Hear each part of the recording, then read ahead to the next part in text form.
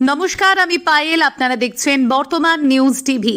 আজ 16ই জুলাই বৃহস্পতিবার রইল আজকের সবচেয়ে বড় 7টি প্রধান খবর। দেখে নিন এক নজরে আজকের সংবাদ শিরোনামগুলি। অভিষেককে সরিয়ে দিন, দল আবার একজোট হয়ে লড়বে। ঋতব্রত শিবিরে যোগ দিয়ে মমতাকে বার্তা মদন মিত্রের। অভিষেকের জন্যই আমি জেলে গিয়েছি, কেউ থাকবে না, ঋত তৃণমূলের যোগ অনুব্রতর। অভিষেক বাঘের মতো লড়ছে, ওকে খারাপ বলা পিঠ বাঁচানোর বাহানা। দলত্যাগীদের দুষে ফের ভাইপোর পাশে দাঁড়ালেন মমতা। পাশে রয়েছেন দাদা শুভেন্দু। বারুইপুরের নির্যাতিতার বাবাকে কারা দপ্তরে নিয়োগ। আমি বিজেপি আর মোদির সমর্থক, ডিগবাজি খেয়ে বললেন দল বদলু রচনা। বেঈমানদের জন্য ক্ষমা প্রার্থী, যারা যাওয়ার যাক, ফের শূন্য থেকে শুরুর অঙ্গীকার মমতার। ক্লাসরুমের মধ্যেই ঠোঁট ঠাসা চুমু, জড়িয়ে ধরে উদ্দাম প্রেম, শিক্ষক শিক্ষিকার ভিডিও ভাইরাল। ইডির থেকে এবি বেশি ভয়ঙ্কর, মমতার কথাও শোনেন না। শিবির বদলে অভিষেককে তোপ মদনের। কলকাতায় ছোট বড় মিলিয়ে 84 রথযাত্রা, পরিস্থিতি নিয়ন্ত্রণে রাস্তায় নামছে 2000 পুলিশ। 21শে জুলাই নিয়ে বড় পরিকল্পনা মমতার। কোথায় কখন সভা হবে জানিয়ে দিলেন মমতা। নাবালিকাকে তুলে নিয়ে যাওয়ার হুমকি, খুনের চেষ্টা, প্রধানকে ল্যাম্প পোস্টে বেঁধে চড় থাপ্পড় জনতার। তুমি মুসলিম প্রশ্ন করেই ভারতীয়কে এলোপাথারি ছুরির কোপ আমেরিকায়। সেবাশ্রয়ে গিয়ে ভুল চিকিৎসা, হাত খোয়ালেন কৃতি। অভিষেকের বিরুদ্ধে দায়ের এফআইআর। বিজেপির সমর্থনে জুন মালিয়া অনাস্থা ভোটে এগরা 2 পঞ্চায়েত সমিতির বোর্ড ও গেরুয়া শিবিরের দখলে। ঝগড়া হতেই ছুরি বের করে প্রেমিকার গলায় কোপ, হাওড়ায় হাসপাতালেই তরুণীর মৃত্যু। E20 না পোষালে বেশি দামে খাঁটি পেট্রোল কিনুন, গাড়ি খারাপের অভিযোগ উড়িয়ে বার্তা গডকরির। কেন ছাড়লেন তৃণমূল, স্বপ্ন ভাঙার গল্প শোনালেন শুভেন্দু দার সাপোর্টার রচনা। চিকেন স্নেক ঘিরে বড় পরিকল্পনা মোদী সরকারের, শনিতেই উত্তরবঙ্গে থাকবেন শুভেন্দুও। ঝটকা মাংসের দোকান খুললেই 10,000 টাকা অনুদান, বড় ঘোষণা বীজপুরের বিধায়কের।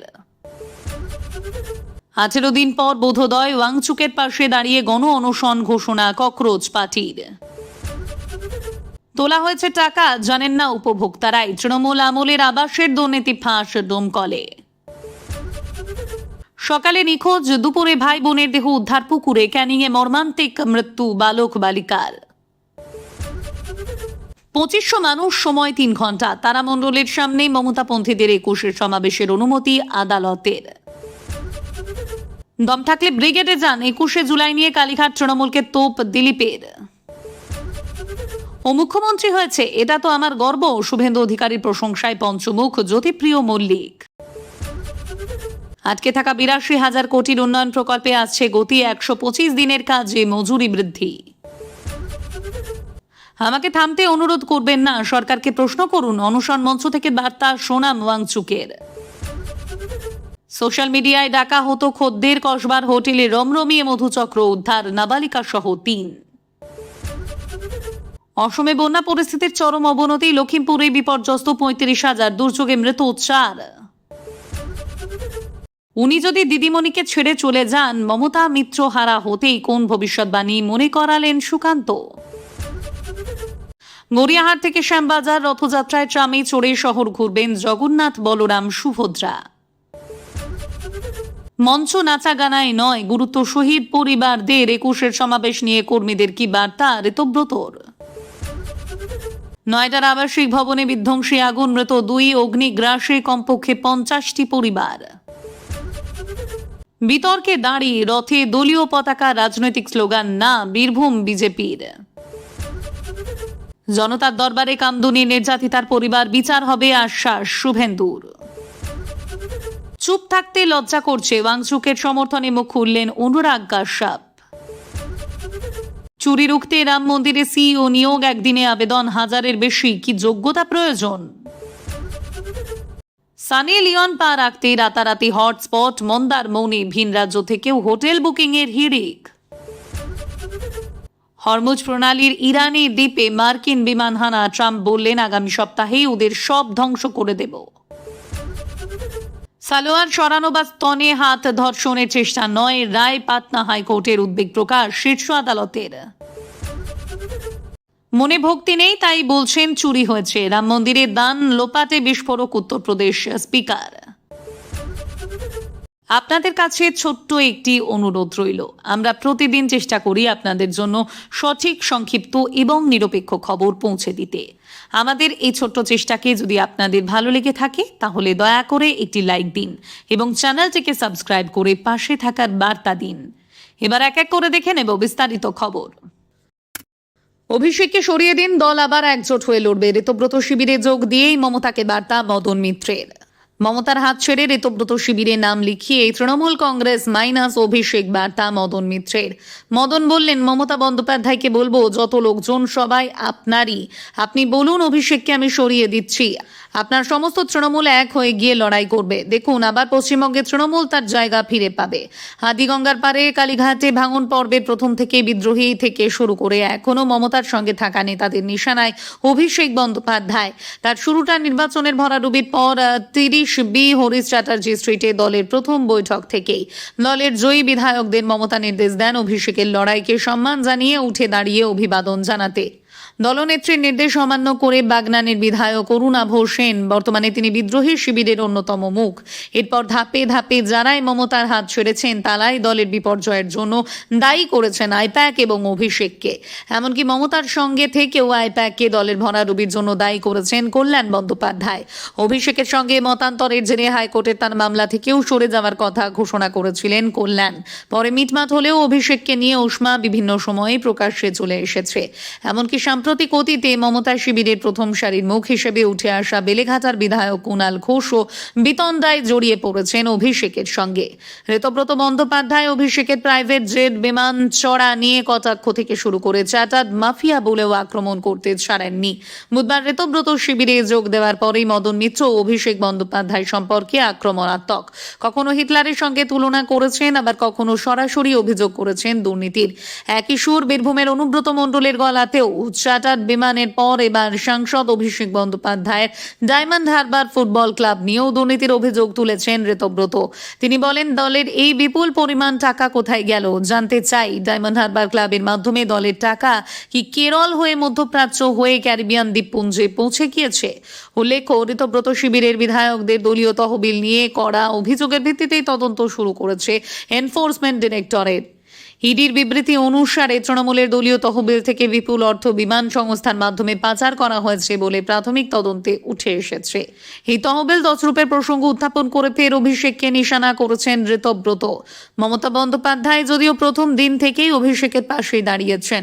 মদন মিত্র বিদ্রোহী শিবিরে যোগ দেওয়ার পরেও অভিষেক সম্পর্কে মদন মিত্র বা অনুব্রত মণ্ডলের মন্তব্যকে আমল দেননি মমতা।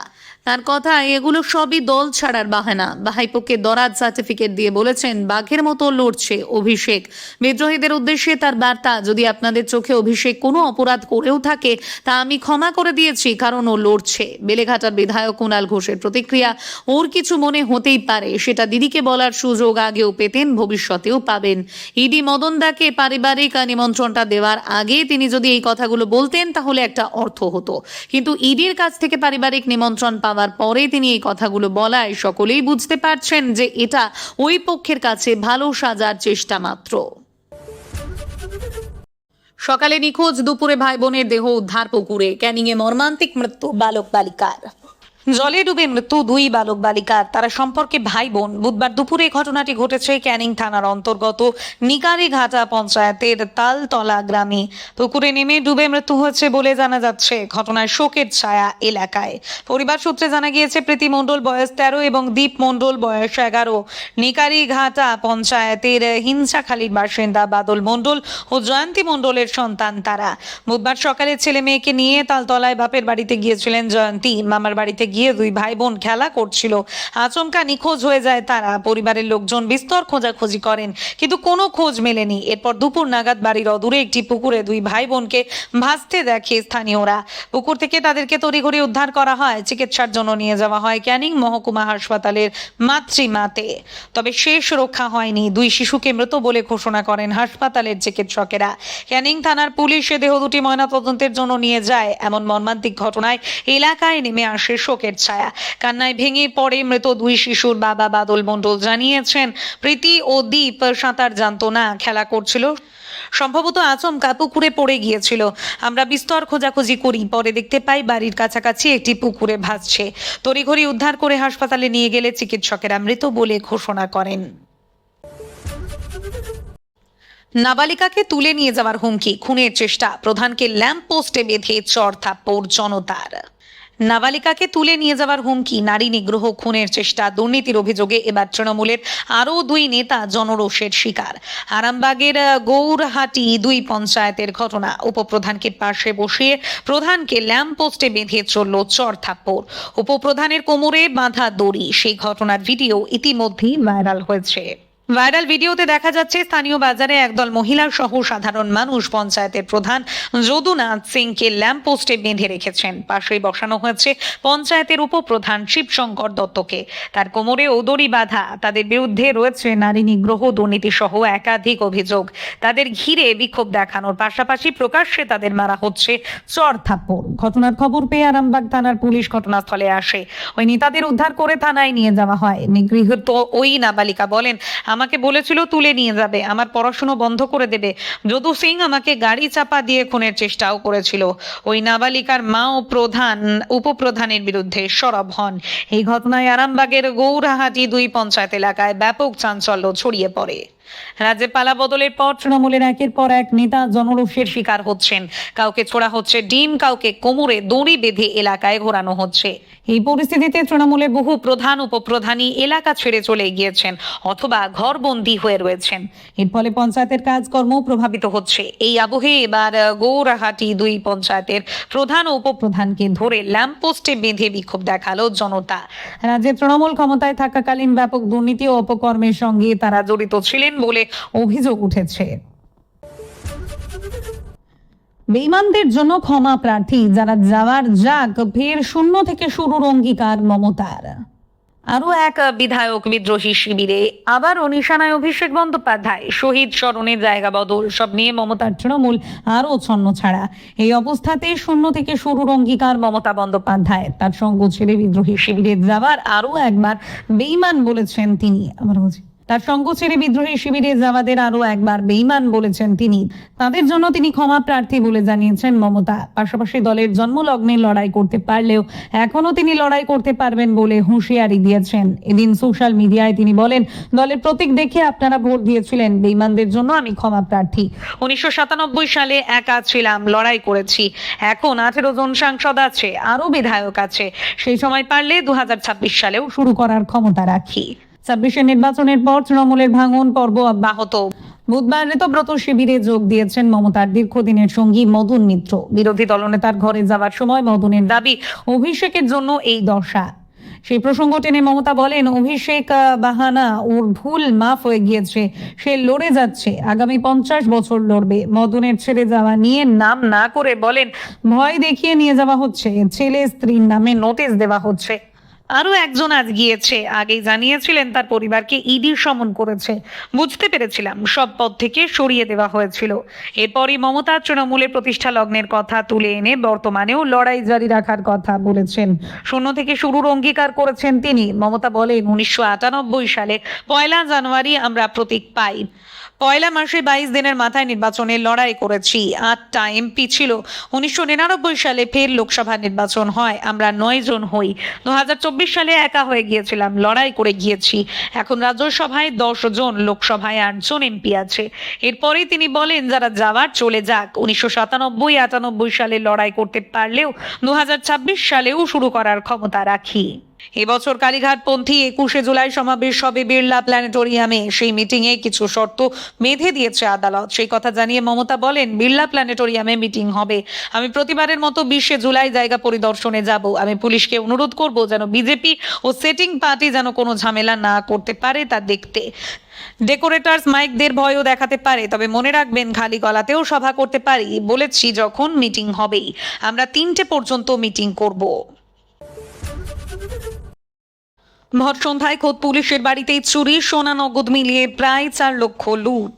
খোদ পুলিশ কর্মীর বাড়িতে দুঃসাহসিক চুরি, বাড়ির তালা ভেঙে ভিতরে ঢোকে দুষ্কৃতীরা, আলমারি ভেঙে নগদ টাকা সোনার গয়না লুট করা হয়। চাঞ্চল্যকর ঘটনাটি ঘটেছে নদিয়ার ভারত বাংলাদেশ সীমান্তবর্তী কৃষ্ণগঞ্জ থানার চৌগাছা গ্রাম পঞ্চায়েতের কুমারপুর এলাকায়। পুলিশ ঘটনার তদন্ত শুরু করেছে। খোদ পুলিশ কর্মীর বাড়িতে চুরির ঘটনায় এলাকায় জোর শোরগোল ছড়িয়েছে। কামারপুর এলাকায় প্রৌঢ় অশোক বিশ্বাসের বাড়ি। তার ছেলে অঙ্কুর বিশ্বাস পশ্চিমবঙ্গ পুলিশে কর্মরত। মঙ্গলবার তার বৌমাকে নিয়ে মাঝদিয়ার একটি বিবাহ অনুষ্ঠানে গিয়েছিলেন। বাড়িতে ছিলেন না অঙ্কুর। গতকাল মঙ্গলবার সন্ধ্যার পর ওই চুরির ঘটনা ঘটে। জানা গিয়েছে এলাকার এক বাড়িতে কালী পুজো ছিল। সন্ধ্যায় অশোক বিশ্বাসের স্ত্রী ওই বাড়িতে প্রসাদ গ্রহণ করতে গিয়েছিলেন। বাড়িতে তালা দিয়েই বেরিয়েছিলেন। নির্দিষ্ট সময় বাড়ি ফিরেই চক্ষু চড়ক গাছ হয় প্রৌঢ়ার। দেখা যায় বাড়ির মূল দরজার তালা ভাঙা। বিষয়টি আন্দাজ করেই প্রতিবেশীদের খবর দেওয়া হয়। এরপর বাড়ির ভিতরে ঢুকেই দেখা যায় ঘরের জিনিসপত্র উলট পালট হয়ে রয়েছে। আলমারি ও লকার ভাঙা হয়েছে। জিনিসপত্র লণ্ডভণ্ড অবস্থায় পড়ে রয়েছে।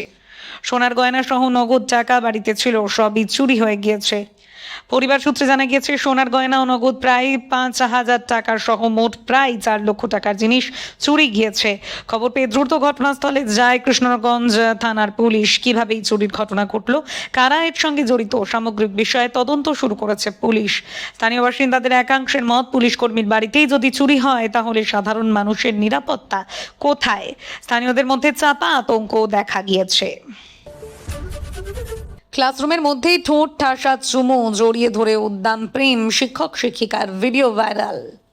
ক্লাসরুম মানেই পড়ুয়াদের ভিড়, শিক্ষকদের পড়ানো। সেখানে হাজার মজার কাণ্ড ঘটে। কখনো সহপাঠীদের মধ্যে খুনসুটি, কখনো বা শিক্ষকের সঙ্গে পড়ার বাইরে বিষয় নিয়ে মিষ্টি আলোচনা। অনেক কিছুরই সাক্ষী থাকে ক্লাসরুম। কিন্তু একে অপরকে জাপটে জড়িয়ে ধরে ঠোঁট ঠাসা চুমু খাচ্ছেন দুই শিক্ষক, এমনটাই ঘটেছে এক ক্লাসরুমে। রোম্যান্সে মত্ত দুই শিক্ষকের ভিডিও নেট দুনিয়ায় হু হু করে ভাইরাল। ঘটনাটি উত্তরপ্রদেশের একটি সরকারি স্কুলে। কনৌজ জেলার ওই স্কুলের ক্লাসরুমে রয়েছে সিসি ক্যামেরা। সেখানেই ধরা পড়ে দুই শিক্ষকের প্রেম কাহিনী। ভিডিওতে দেখা যাচ্ছে একেবারে ফাঁকা ক্লাসরুমে ঢুকেছেন শিক্ষক শিক্ষিকা। জড়িয়ে ধরে রীতিমতো আদরে মত্ত হয়ে পড়েন তারা। নিজেদের মধ্যে গল্প গুজব করতে করতেই একে অপরের ঠোঁটে ঠোঁট রাখেন। সিসিটিভি ফুটেজে স্পষ্ট ধরা পড়ে দুজনের চুম্বন দৃশ্য। মিনিট খানেকের ওই সিসিটিভি ফুটেজই ছড়িয়ে পড়েছে সোশ্যাল মিডিয়ায়। ঘটনাটি উত্তরপ্রদেশের একটি সরকারি স্কুল। কনৌজ জেলার ওই স্কুলের ক্লাসরুমে রয়েছে সিসি ক্যামেরা। সেখানে ধরা পড়ে দুই শিক্ষকের প্রেম কাহিনী। ভাইরাল ভিডিও ঘিরে নেট দুনিয়ায় তোলপাড় পড়ে গিয়েছে। নেটিজেনদের একাংশের মত, শিক্ষকরা গুরু, তাদের এহেন আচরণ মোটেও কাম্য নয়। কেউ বা বলছেন প্রেম করতেই পারেন শিক্ষকরা, কিন্তু স্কুলের মধ্যে এমন কাণ্ড ঘটানো ঠিক হয়নি। সব মিলিয়ে শিক্ষকদের উদ্দাম প্রেমের ভিডিওতে মজে নেটিজেনরা। এই ছিল আজকের কিছু গুরুত্বপূর্ণ আপডেট। আরও নতুন খবর ও বিশ্লেষণ নিয়ে খুব শিগগিরই আবার হাজির হব। ততক্ষণ ভালো থাকুন, সুস্থ থাকুন। আপনারা দেখছিলেন বর্তমান নিউজ টিভি। ধন্যবাদ।